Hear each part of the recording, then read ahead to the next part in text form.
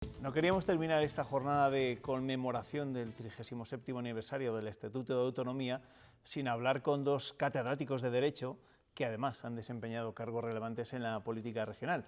Uno con el Partido Socialista, don Jesús Quijano, ¿qué tal? Bienvenido, muy buenas noches. Buenas noches. Otro con el Partido Popular, Fernando Rey, ¿qué tal? Bienvenido, buenas noches. Muchas gracias, buenas noches, Juanma. Dos veteranos de la política que ya no están en la primera línea de la política regional, ¿cómo festejan, cómo celebran el Estatuto de Autonomía? ¿Hay motivos para la festividad? Bueno, siempre hay un motivo, aunque solo sea, en fin, la efeméride del paso del tiempo, un año más. Pues en mi caso, que participé de manera activa en aquella época inicial, cuando me doy cuenta de que es el día 25 de febrero, pues una cierta nostalgia. Pero bueno, yo creo que eso lo va dando la edad y no tiene otra connotación más que la psicología personal, ¿no?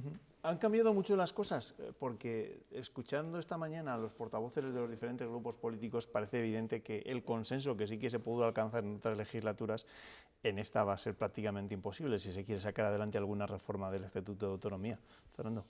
Sí, sin embargo yo no veo mayores temas o los que mayor urgencia en cuanto a reforma estatutaria. Básicamente hemos llegado a la madurez. Hombre, siempre hay cosas susceptibles de mejora, ¿no? Por ejemplo, veo que hay una gran obsesión con el tema del fuero especial.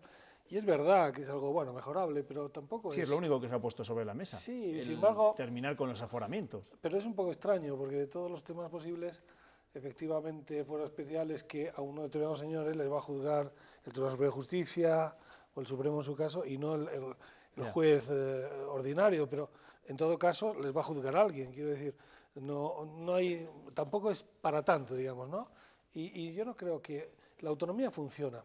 La autonomía en Castilla y León plantea la arquitectura institucional, que es bastante razonable, con unas instituciones que creo en general son bastante austeras, bastante razonables.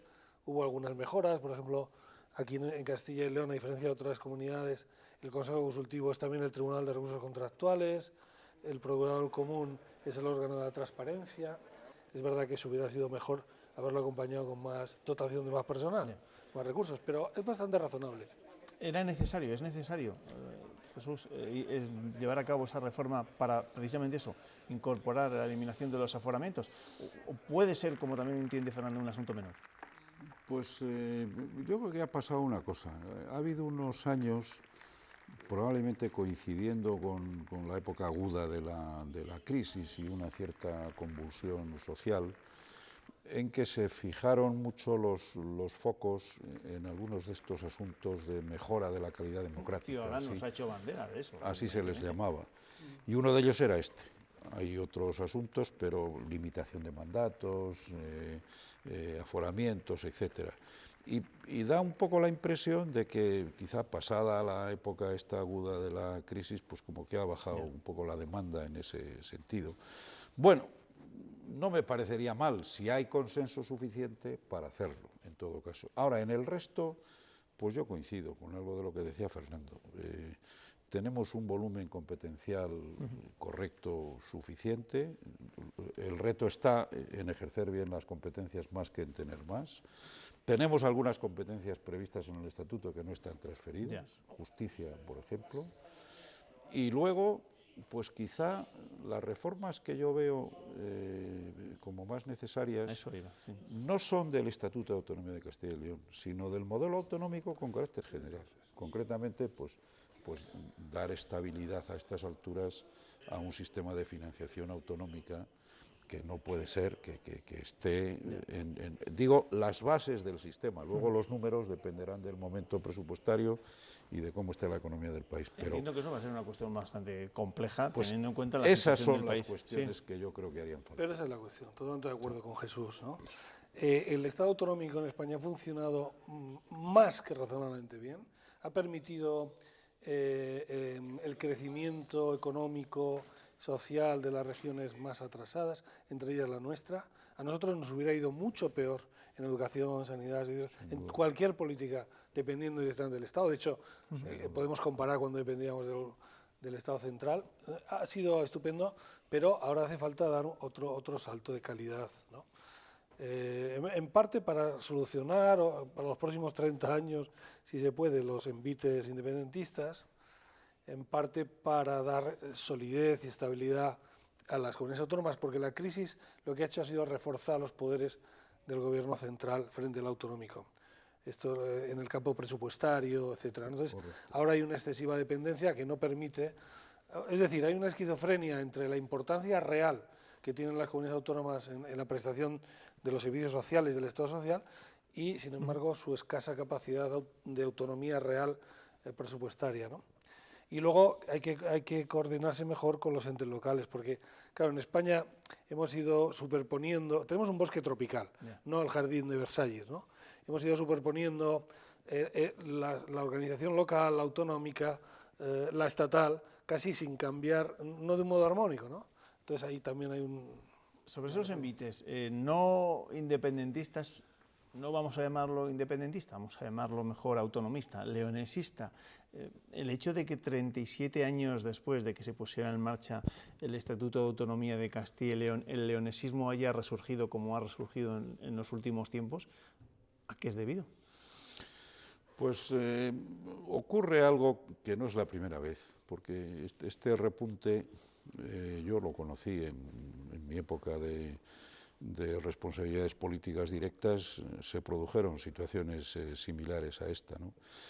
A mí me parece que ha pasado lo siguiente: si uno ve la evolución, digamos, económica o, en fin, con los índices, vamos a decir, de bienestar en la provincia de León, pues efectivamente ha podido ocurrir que esos índices han ido en muchos sectores económicos, digamos, a peor comparativamente, coincidiendo con el hecho autonómico. Ahora, establecer una relación de causa-efecto, yo no lo creo. O sea, la crisis de la minería, por poner un ejemplo, hubiera ocurrido igual si León hubiera sido una autonomía uniprovincial que estando incardinado en Castilla y León. Y entonces, generar la expectativa de que se va a modificar o se podría modificar el mapa autonómico y que eso tendría un efecto positivo sobre esos otros problemas de fondo, yo creo que no. ¿Y por qué los partidos nacionales tienen tantos problemas a la hora de establecer un discurso no voy a llamarlo antileonesista, que nadie se me ofenda, antirregionalismo leonés, cuando vemos que el propio alcalde de León, el socialista Juan José Díez, es el que ha liderado todo ese movimiento en los últimos tiempos y que también en muchos ayuntamientos donde está el Partido Popular, los concejales votan a favor de esas mociones en favor de esa autonomía? ¿A qué se debe? Pero yo creo que son me parece a mí dos fenómenos distintos. O sea, a mí me parece respetable, comprensible, que quienes están allí en el sitio y las autoridades locales pues tengan un poco esta aspiración de mejora, etcétera. Lo que yo creo que no es ya tan comprensible o, desde mi punto de vista, tan racional, es situar el objetivo en una modificación del mapa autonómico actual. Creo que esa es la diferencia que habría que establecer, ¿no? Yo soy un leonés que vive en Valladolid, ¿no? Conozco el sentimiento leonesista. León tiene una identidad colectiva muy superior al resto de provincias de la comunidad y luego una capacidad reivindicativa también muy superior. Yo lo pude ver en directo varias veces, ¿no? Pero vamos a ver, el problema es que creer que por crear una comunidad autónoma se mejora económicamente, social, demográficamente un territorio es una auténtica barbaridad, un dislate y un disparate. Es crear un tinglado administrativo más, es que el señor alcalde pasa a ser presidente de la comunidad, en su caso, es crear otro parlamento, es crear... Yo muchas veces he dicho que uno de los problemas que tiene España es que tenemos demasiadas comunidades autónomas. O sea, el problema en España no es crear más, por más que efectivamente hay identidades, pero identidades las tiene todo el mundo, porque claro, también... Bueno, de momento Zamora y Salamanca han dicho, oye, que nosotros no somos de ahí, pero es que...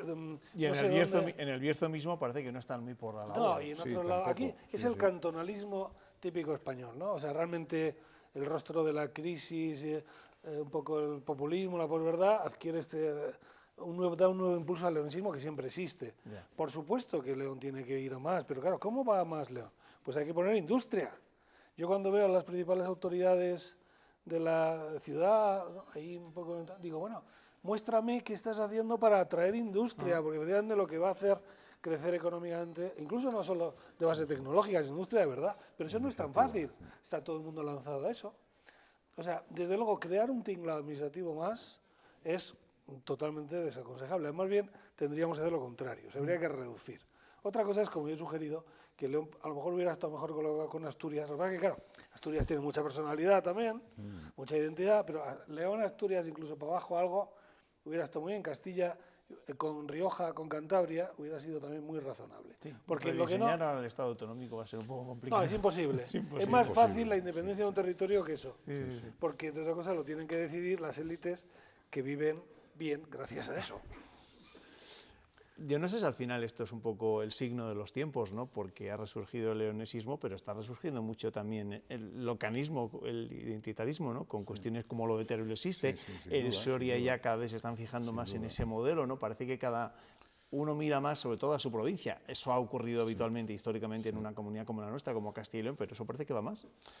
Pero eso tiene, yo creo, una lógica, yo creo que, no sé si manejo bien el calificativo, pero una lógica hasta planetaria, diría yo, ¿no? Sí. En todas las épocas digamos, de zozobra generalizada, globalización, hay a mucha gente a la que se le escapa el origen de los problemas. No, es que el problema de esto está en que la competencia china y los fondos de inversión chinos están incidiendo sobre la economía de España, no sé qué y tal.